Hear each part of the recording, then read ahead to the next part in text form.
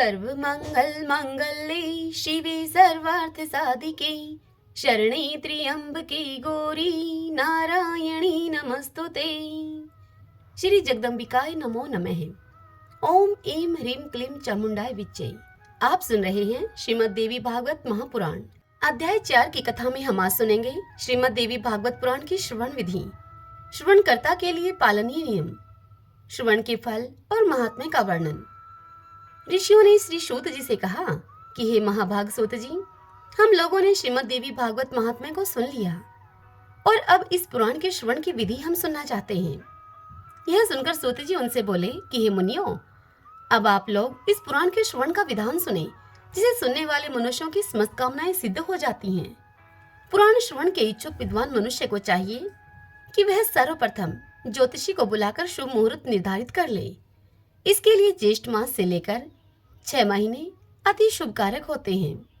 हस्त, अश्वनी, मूल, पुष्य, रोहिणी, अनुराधा, मृगशिरा तथा श्रवण नक्षत्र पुण्यतिथि तथा शुभ दिन में श्रीमद् देवी भागवत पुराण का श्रवण कल्याणकारी होता है। जिस नक्षत्र में बृहस्पति हो उससे चंद्रमा तक गिनने पर कर्मशः इस प्रकार फल होते हैं। 4 नक्षत्र तक धर्म प्राप्ति, पुनः 4 तक लक्ष्मी की प्राप्ति, इसके बाद 1 नक्षत्र कथा में सिद्धि प्रदान करने वाला और फिर 5 नक्षत्र परम सुख की प्राप्ति कराने वाले हैं। बाद के 6 नक्षत्र पीड़ा करने वाले, इसके बाद के 4 नक्षत्र राजभय उत्पन्न करने वाले और तत्पश्चात 3 नक्षत्र ज्ञान प्राप्ति में सहायक होते हैं। पुराण श्रवण के आरंभ में शिवोक्त चक्र का शोधन कर लेना चाहिए। देवी की प्रसन्नता के लिए इसे चारों नवरात्रों में अवश्य सुनना चाहिए, अथवा तिथि, वार और नक्षत्र पर सम्यक विचार करके यह पुराण अन्य मासों में भी सुना जा सकता है। विवाह आदि में जिस प्रकार उत्साह पूर्वक तैयारी की जाती है, ठीक उसी प्रकार नवहा यज्ञ के अवसर पर भी बुद्धिमान मनुष्यों को प्रयत्न पूर्वक सामग्री आदि की तैयारी करनी चाहिए। पाखंड तथा लोभ से रहित, चतुर, उदार एवं देवी भगत सज्जनों को भी सहायक के रूप में लेना चाहिए। देश देश में भी यत्न पूर्वक यह संदेश भेजना चाहिए कि हे कथा अनुरागी सज्जनों, यहाँ श्रीमद् देवी भागवत की कथा होने जा रही है, आप अवश्य पधारें। चाहे सूर्य की उपासना करने वाले हों, चाहे गणेश जी के भगत हों, चाहे शैव के हों, चाहे वैष्णव हों अथवा शिव के उपासक हों, सभी इस कथा के श्रवण के अधिकारी हैं, क्योंकि सभी देवता शक्ति के साथ ही रहते हैं। इसलिए श्रीमद् देवी भागवत की कथा रूपी सुधा के रसिक प्रेमी जनों को कथा श्रवण के लिए विशेष रूप से आना चाहिए। ब्राह्मण, क्षत्रिय, वैश्य, शूद्र, चारों वर्णों के स्त्री, पुरुष एवं ब्रह्मचार्य, गृहस्थ, वानप्रस्थ, सन्यास, इन चारों आश्रमों में निरत मनुष्यों को चाहे सकाम भाव से अथवा निष्काम भाव से अवश्य ही इस कथा सुधा का पान करना चाहिए। जिन लोगों को पूरे 9 दिन तक कथा सुनने का अवकाश न मिल सके, वे जब भी समय मिले तभी आ जाएं, क्योंकि यज्ञ में क्षण भर भी पहुंच जाना विशेष पुण्यदायक होता है। बड़ी नम्रता के साथ मनुष्यों को निमंत्रण देना चाहिए और आए हुए श्रोताओं के बैठने का समुचित प्रबंध करना चाहिए। विस्तृत भूमि में कथा प्रवचन का सुंदर स्थान बनाना चाहिए। उस स्थान की सफाई कराकर गोबर से लिपवा देना चाहिए। केले के स्तंभों से सुशोभित और ध्वज पताकाओं से अलंकृत एक सुरमय मंडप का निर्माण करना चाहिए और उस मंडप के ऊपर सुंदर चांदनी लगा देनी चाहिए। कथावाचक का आसन दिव्य और सुखकर आस्तरण से युक्त होना चाहिए। उसे प्रयत्न पूर्वक पूर्वाभिमुख अथवा उत्तराभिमुख रखना चाहिए। कथा श्रवण के लिए आने वाले पुरुष तथा स्त्री श्रोताओं के लिए भी यथा योग्य पृथक पृथक आसनों की व्यवस्था करनी चाहिए। वक्तृत्व संपन्न, संयमी, शास्त्रज्ञ, देवी की आराधना में तत्पर, दयालु, लोभहीन, दक्ष तथा धैर्यशाली कथावाचक उत्तम माना गया है। इसी प्रकार श्रोता भी ऐसा ही होना चाहिए, जो ब्राह्मण सेवी हो, देव भगत हो, कथा रस का पान करने वाला, उदार, लोभ रहित, विनम्र और हिंसा आदि से रहित हो। पाखंडी, लोभी, स्त्री स्वभाव, कामी, धर्म का दिखावा मात्र करने वाला, निष्ठुर तथा क्रोधी वक्ता देवी भगत के नवहा यज्ञ में श्रेष्ठ नहीं माना जाता है। श्रोताओं की शंकाओं के निवारण हेतु कथावाचक के साथ एक ऐसा सहायक भी लगा देना चाहिए, जो कि पंडित, गुणवान, शांत तथा श्रोताओं को समझाने में कुशल हो। कथा प्रारंभ होने के 1 दिन पूर्व ही वक्ता एवं श्रोतागणों को शौर कर्म करा लेना चाहिए। तत्पश्चात अन्य नियमों का पालन करना चाहिए। उस दिन शौच आदि से निवृत्त होकर अरुणोदय वेला में उस वेला में ही स्नान करना चाहिए। संध्या तथा तर्पण आदि नित्य कर्म संक्षेप में ही करना चाहिए। तत्पश्चात कथा श्रवण का अधिकारी बनने के लिए गौदान करें और सब विघ्नों को दूर करने वाले श्री गणेश जी का सर्वप्रथम पूजन करें। कलश स्थापन करके वहां 10 दिक्पालों, बटुक, क्षेत्रपाल, सभी योगिनियों और मातृकाओं का भी पूजन करें। तुलसी, नवग्रह, विष्णु तथा शिव जी का पूजन करके नवाक्षर मंत्र से जगदम्बा का पूजन करना चाहिए। तत्पश्चात सुंदर अक्षरों में लिखी हुई भगवती की वांग्मय मूर्ति स्वरूप श्रीमद् देवी भागवत पुस्तक की सभी उपचारों से विधि पूर्वक पूजा करके कथा के निर्विघ्न समाप्ति के लिए 5 विद्वान ब्राह्मणों का वर्ण करना चाहिए। उनसे निरंतर निर्वाण मंत्र का जप एवं दुर्गा सप्तशती का पाठ कराना चाहिए। अंत में प्रदक्षिणा तथा नमस्कार के बाद देवी की इस प्रकार से स्तुति करें। कहें, हे कात्यायनी, हे महामाये, हे भुवनेश्वरी, हे कृपामयी, हे भवानी, मैं संसार सागर में डूब रहा हूँ, मेरा उद्धार कीजिए आप। तथा हे ब्रह्मा, विष्णु, महेश से पूजनीय माता जगदम्बिके, मेरे ऊपर आप प्रसन्न होइए। हे देवी, आप मुझे मनोवांछित वर प्रदान कीजिए। आपको मेरा बारंबार प्रणाम है। इस प्रकार से प्रार्थना करके स्वस्थ चित होकर कथा को सुने। उस समय संयत चित होकर वक्ता को साक्षात व्यास समझकर विधिवत उनकी पूजा करें और वस्त्र आभूषण तथा माला आदि पहनाकर उनसे प्रार्थना करें। प्रार्थना करते हुए उनसे कहें, समस्त शास्त्र तथा पुराण इतिहास के ज्ञाता हे व्यास जी, आपको नमस्कार है। आप कथा रूपी चंद्रमा की ज्योति से हमारे अंतःकरण के अंधकार समूह को नष्ट कर दीजिए। इसके बाद नवाह के नियमों का व्रत लें और ब्राह्मणों का यथाशक्ति पूजन करके उन्हें पहले यथास्थान बैठा दें। तत्पश्चात स्वयं भी अपने आसन पर बैठ जाएं। फिर सावधान मन से चारों पुरुषार्थ अर्थात धर्म, अर्थ, काम और मोक्ष, ये 4 पुरुषार्थ हैं। इन पुरुषार्थों के फल को प्राप्त करने के लिए पुत्र कलंत्र, धन धान्य तथा ग्रह की चिंता को छोड़कर श्रीमद् देवी भागवत की कथा को सुने। विद्वान वक्ता को चाहिए कि वह सूर्योदय से आरंभ करके पुनः दोपहर में 2 घड़ी विश्राम करके सूर्यास्त के कुछ समय पहले तक कथा का वाचन करे। मल मूत्र के वेग को रोकने के लिए स्वल्प आहार उत्तम होता है। कथार्थी को दिन रात में केवल एक बार हविष्यान का भोजन करना ही ठीक है, अथवा फलाहार करे या केवल दूध घी के आहार पर ही रहे। बुद्धिमान मनुष्य को चाहिए कि ऐसा आहार ग्रहण करे जिससे कि कथा में किसी प्रकार की कोई बाधा न हो। हे द्विजगण, अब मैं कथा श्रवण में निष्ठा रखने वालों के नियम बतलाता हूँ। जो लोग ब्रह्मा, विष्णु और शिव में भेद दृष्टि रखते हैं, देवी की भक्ति से रहित हैं, जो पाखंडी हैं, हिंसक तथा दुष्ट हैं और जो ब्राह्मणों से द्वेष रखने वाले तथा नास्तिक हैं, वे कथा श्रवण के योग्य नहीं हैं। जो परस्त्री, पराया धन, ब्राह्मण धन तथा देव संपत्ति के हरण में लुब्ध रहते हैं, अर्थात उस कार्य में लगे रहते हैं, उनका कथा श्रवण में अधिकार नहीं है।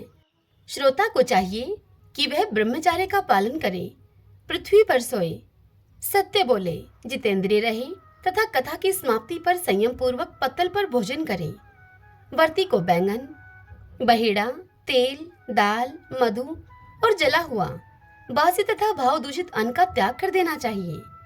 कथा सुनने वाला वर्ती मांस, मसूर, रजस्वला स्त्री का देखा हुआ खाद्यान्न, लहसुन, मूली, हींग, प्याज, गाजर, कोहड़ा और कर्मी का साग न खाए। काम, क्रोध, मद, लोभ, पाखंड और अहंकार को भी छोड़ दे। विप्रद्रोही, पतित, संस्कारहीन, चांडाल, यवन, अंत्यज, रजस्वला स्त्री और वेदविहीन मनुष्यों से कथावर्ती को वार्तालाप भी नहीं करना चाहिए। श्रोता को चाहिए कि वह वेद, गौ, गुरु, ब्राह्मण, स्त्री, राजा, महापुरुष, देवताओं और देवी भक्तों की निंदा कभी न सुने। जो कथावर्ती हो उसे सर्वदा विनयशील, सरल चित्त, पवित्र, दयालु, कम बोलने वाला और उदार मन वाला होना चाहिए। श्वेत कुष्ठी, क्षयरोगी, अभागा, पापी, दरिद्र और संतानहीन मनुष्य इस कथा को भक्ति पूर्वक सुने। जो स्त्री वंध्या, काकवंध्या, जिस स्त्री को एक बार संतान होकर संतान होना बंद हो जाए उसे काकवंध्या कहते हैं। अभागिन या मृत वत्सा हो और जिसका गर्भ गिर जाता हो ऐसी सभी स्त्रियों को इस श्रीमद् देवी भागवत कथा का श्रवण अवश्य करना चाहिए। जो मनुष्य बिना परिश्रम के ही धर्म, अर्थ, काम और मोक्ष को प्राप्त करना चाहता है, वह प्रयत्न पूर्वक इस देवी भागवत की कथा को अवश्य सुने। इस नवाह कथा के 9 दिन 9 यज्ञों के समान हैं। उनमें किया गया दान, हवन और जप अनंत फल को देने वाला होता है। इस प्रकार नवाह व्रत करके उसका उद्यापन करना चाहिए। फल की कामना करने वाले पुरुषों को महाअष्टमी व्रत के उद्यापन की भांति नवाह व्रत का भी उद्यापन करना चाहिए। निष्काम व्यक्ति कथा के श्रवण मात्र से पवित्र होकर मुक्ति पा जाते हैं, क्योंकि परा भगवती मनुष्यों को भोग और मोक्ष सभी कुछ देने वाली हैं। पुस्तक और कथावाचक दोनों की प्रतिदिन पूजा करनी चाहिए और वक्ता के द्वारा दिया हुआ प्रसाद भक्ति पूर्वक ग्रहण करना चाहिए। नवाह यज्ञ में जो श्रोता नित्य कुमारी कन्याओं, सुहागन स्त्रियों और ब्राह्मणों को भोजन कराता है तथा उनसे प्रार्थना करता है, उसकी कार्य सिद्धि अवश्य हो जाती है। इसमें तनिक भी संदेह नहीं है।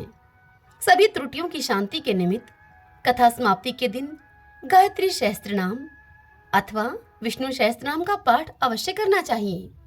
जिनके स्मरण तथा नाम कीर्तन से तप, यज्ञ, क्रिया आदि में न्यूनता समाप्त हो जाती है, उन विष्णु भगवान का नाम कीर्तन करना चाहिए।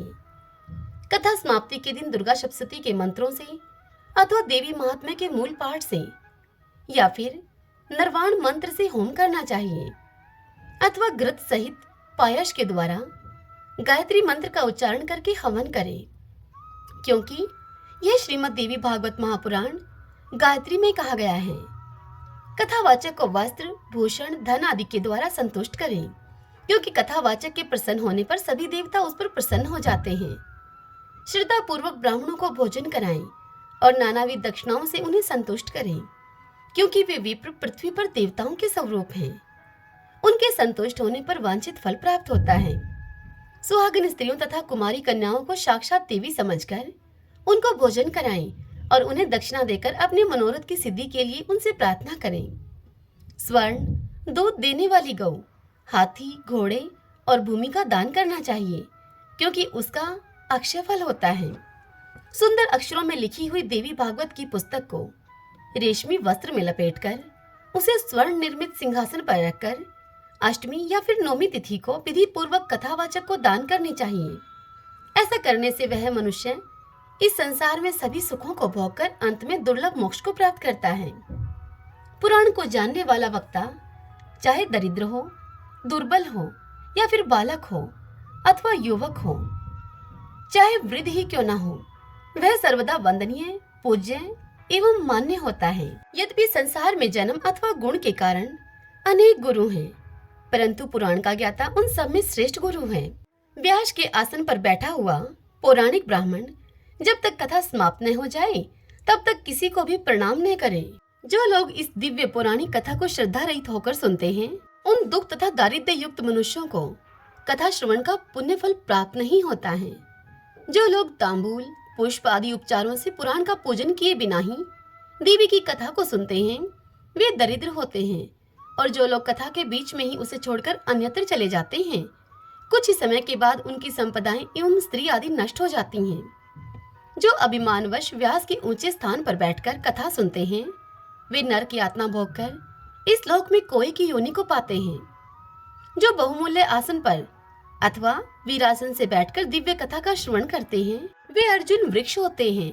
कथा होते समय जो लोग व्यर्थ में ही तर्क वितर्क करते हैं, वे इस लोक में पहले गर्दभ योनि में और फिर गिरगिट की योनि में जन्म पाते हैं। जो लोग पुराण जानने वालों की अथवा पापनाशनी कथा की निंदा करते हैं, वे मनुष्य सैकड़ों जन्म तक दुष्ट कुत्ते होते हैं। इसमें तनिक भी संदेह नहीं है। जो लोग कथावाचक के बराबर आसन पर बैठकर कथा को सुनते हैं, उन्हें गुरु के आसन पर बैठने का पाप लगता है और वे नरक में वास करते हैं। जो लोग वक्ता को प्रणाम किए बिना ही कथा को सुनने लगते हैं, वे जन्मांतर में विषैले वृक्ष होते हैं। इसी प्रकार जो लोग लेटे लेटे ही कथा सुनते हैं, वे अजगर और सांप की योनि को पाते हैं। जो मनुष्य कभी भी पुराण की कथा नहीं सुनते, वे घोर नरक भोगकर बैनैले सुअर की योनि में जाते हैं। जो सठ मनुष्य कथा का अनुमोदन नहीं करते, अपितु उस कथा में विघन डाला करते हैं, वे मनुष्य करोड़ों वर्षों तक नरक यातना भोगकर अंत में ग्राम शुकर होते हैं। जो लोग पुराण वेता को आसन, पात्र, द्रव्य, फल, वस्त्र तथा कंबल प्रदान करते हैं, वे भगवान के परम पद को प्राप्त करते हैं। जो मनुष्य पुराण पुस्तक के लिए नवीन रेशमी वस्त्र तथा सुंदर सूत्र का दान करते हैं, वे सुखी रहते हैं। सभी पुराणों के सुनने से जो फल प्राप्त होता है, उससे 100 गुना पुण्य श्रीमद् देवी भागवत पुराण के श्रवण से मिलता है। जिस प्रकार नदियों में गंगा श्रेष्ठ है, देवताओं में शिव श्रेष्ठ है, काव्यों में वाल्मीकि रामायण तथा तेजस्वियों में भगवान सूर्य श्रेष्ठ हैं, और जैसे आनंद देने वालों में चंद्रमा, सब धनों में सुयश, क्षमाशील में पृथ्वी, गंभीरता में समुद्र, मंत्रों में गायत्री तथा पाप नाश के उपायों में भगवत स्मरण श्रेष्ठ है, उसी प्रकार से 18 पुराणों में यह श्रीमद् देवी भागवत पुराण सर्वश्रेष्ठ है। जिस किसी भी उपाय से यदि कोई मनुष्य इस महापुराण की 9 आवृत्तियां सुन ले, तो उसके फल का वर्णन नहीं किया जा सकता। वह तो जीवन मुक्त ही हो जाता है। किसी शत्रु राजा से भय होने पर, महामारी के समय, अकाल पड़ने पर और राष्ट्रभंग के अवसर पर उसकी शांति के लिए यह पुराण सुनना चाहिए। हे विप्रो, भूत प्रेत आदि के शमन के लिए, शत्रु से राज्य प्राप्त करने के लिए और पुत्र प्राप्ति के लिए इस श्रीमद् देवी भागवत का श्रवण करना चाहिए। जो देवी भागवत के आधे श्लोक या चौथाई श्लोक को भी प्रतिदिन पढ़ता अथवा सुनता है, वह परम गति को प्राप्त होता है। स्वयं भगवती जगदम्बा ने इस पुराण को सर्वप्रथम केवल आधे श्लोक में ही प्रकाशित किया और वही बाद में शिष्य प्रशिष्यों के द्वारा देवी भागवत के रूप में विस्तृत कर दिया गया। गायत्री से बढ़कर न कोई धर्म है, न तप है, न कोई देवता है और न ही कोई मंत्र ही है। भगवती अपना गुणगान करने वालों की रक्षा करती हैं। इसी कारण से उन्हें गायत्री कहा जाता है। वे भगवती गायत्री इस पुराण में अपने रहस्यों के सहित विराजती हैं। अतः भगवती को प्रसन्न करने वाले इस देवी भागवत की 16वीं कला के समान भी अन्य कोई महापुराण नहीं हो सकते। श्रीमद् देवी भागवत महापुराण अत्यंत निर्मल है, जो ब्राह्मणों का अमूल्य धन है और जिसमें स्वयं धर्मपुत्र नारायण ने पवित्र धर्म का वर्णन किया है। इसमें श्री गायत्री देवी का रहस्य एवं मणिद्वीप का सम्यक वर्णन किया गया है। साथ ही इसमें हिमालय के प्रति स्वयं भगवती के द्वारा कही गई देवी गीता विद्यमान है। इस कारण हे विप्रो, इस महापुराण के सदृश दूसरा कोई उत्तम पुराण लोक में नहीं है। अतः आप लोग सदा ही इस श्रीमद् देवी भागवत का भली भांति सेवन करें, जिनके संपूर्ण प्रभाव को ब्रह्मा, विष्णु, शिव तथा भगवान शेष भी भली भांति नहीं जान सकते, जबकि वे उन्हीं के अंशज भी हैं। तब दूसरे देवता उन्हें कैसे जान सकेंगे? उन भगवती जगदम्बिका को मेरा निरंतर प्रणाम है, जिनके चरण कमलों की धूली पाकर ब्रह्मा समस्त संसार की रचना करते हैं, भगवान विष्णु निरंतर पालन करते हैं और रुद्र संहार करते हैं। दूसरे किसी उपाय से वे अपना अपना कार्य करने में समर्थ नहीं हो सकते। ऐसे उन भगवती जगदम्बिका को मेरा सतत प्रणाम है। अमृत सागर के तट पर कल्प वृक्ष की वाटिका से सुशोभित मणिद्वीप में स्थित बहुवर्ण चित्रित चिंतामणिमय भवन में तथा परम शिव के हृदय में विराजमान रहने वाली और मंद मंद मुस्कान युक्त मुखमंडल वाली जगदम्बा का ध्यान करके मनुष्य सांसारिक सुखों का उपभोग करता है और अंत में निश्चय ही मोक्ष को प्राप्त करता है। इस प्रकार ब्रह्मा, विष्णु, शिव, इंद्र आदि देवताओं एवं समस्त महर्षियों के द्वारा पूजित मणिद्वीप निवासिनी वे भगवती संसार का कल्याण करती रहें। इति श्री स्कंद पुराणे मानसखंडे श्रीमद् देवी भागवत महात्म्ये देवी भागवत श्रवण विधि वर्णनम नाम पंचमो अध्यायः समाप्तम् इदं श्रीमद् देवी भागवतम महात्म्यम्। भगतजनों, अब तक हमने इन 4 अध्यायों में श्रीमद् देवी भागवत पुराण के महात्म्य को सुना था। अब कल की कथा में हम प्रथम स्कंद की कथाओं का रसपान करेंगे। कल की कथा में हम सुनेंगे महर्षि शौनक का सूत जी से श्रीमद् देवी भागवत पुराण सुनाने की प्रार्थना करना। अब तक की ये कथाएं आपको कैसी लगी? पसंद आई हो तो वीडियो को लाइक किया करें, और नहीं आई हैं तो वीडियो को आप डिसलाइक भी कर सकते हैं। और हाँ, एक जरूरी बात आपसे बताती हूँ, यह कथाएं आपको नियम पूर्वक चैत्र मास में सुबह 5 बजे सुनने के लिए मिला करेंगी। बीच में आपको कथाएं सुनने के लिए नहीं मिली थी, उसके लिए मैं आपसे क्षमा चाहती हूँ। मेरी थोड़ी तबीयत ठीक नहीं थी, लेकिन अब मैं बिल्कुल ठीक हूँ। आपको यह कथाएं नियम पूर्वक सुबह 5 बजे सुनने के लिए मिला करेंगी। जय माता दी।